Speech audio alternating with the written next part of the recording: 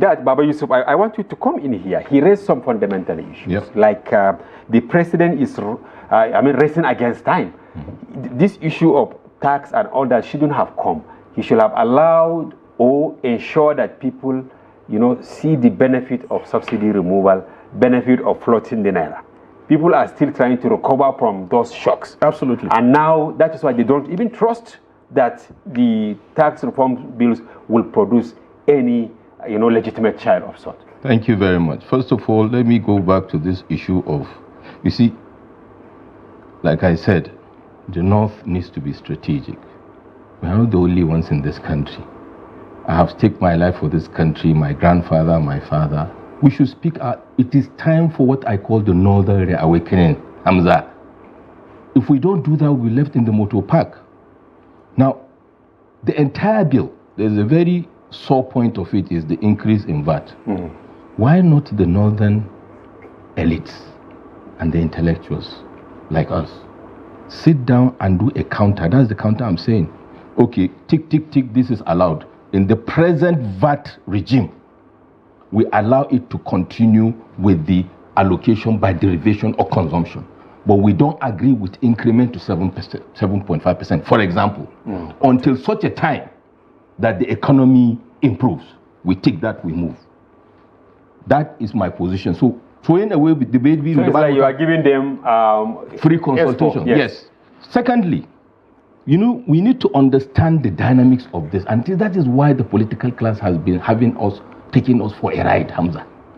Education, 70% of the responsibility of providing education in Nigeria is the responsibility of the states. Third Fund is talking about tertiary institution. The rate of education that is most in the North is at the primary level and the secondary level. What are the governors doing? We talk about interventions. I don't want to sound like a spokesperson of APC. He's a member of APC. I'm not. Yes. But I try to balance this for Nigeria. He is actually giving them. I want to balance it for Nigeria because for me, it's about Nigeria. It's not about, after all, like I say many times, Nigerian politicians are the same actors in different costumes. So it's not that. But let's dimension this thing properly. When subsidy was increased, they are Northern Nigeria. Our governors with profound respect didn't kick against it. Why? Because they were collecting double allocation. The question is, have we asked them as citizens, what have they done with that money? I feel very ashamed, and I'm saying with all sorts of responsibility, that any governor in Nigeria will dare say today, if there is tax reform, they cannot pay salary.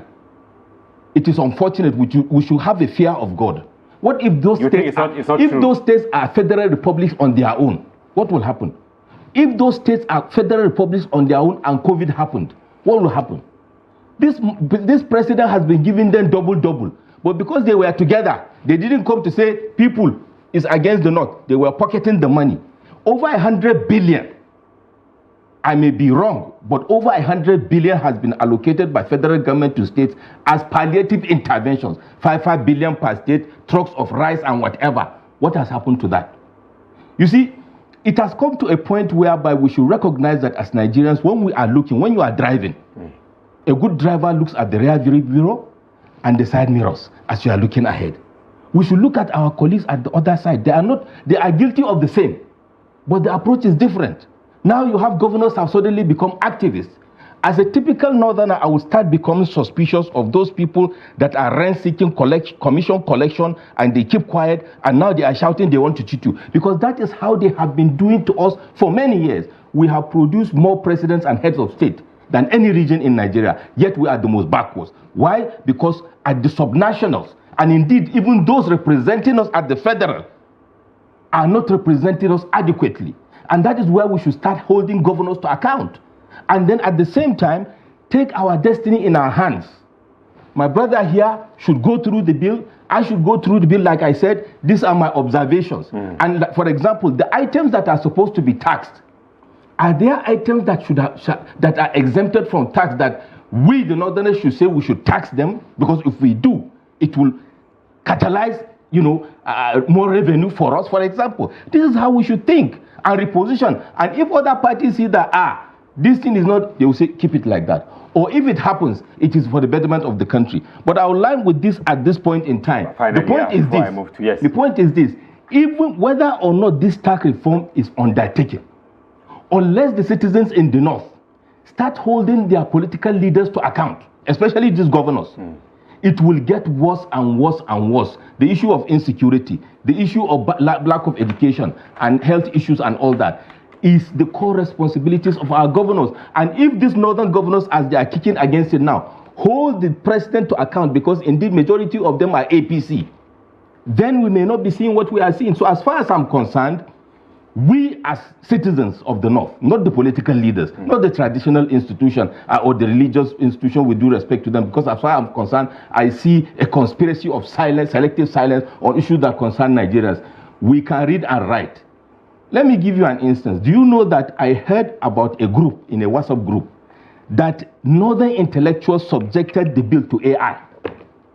And then you come out and write position papers and you are quoting sections of the bill that I have seen does not tally with what is in the bill. So let us be serious about it. The VAT doesn't have to be increased, but we should put a counter position that is in the best interest of the North, but that is balanced for Nigeria. We don't have to increase the VAT, but the reform will help us at the end of the day. And accountability for the governors and indeed the president is very key.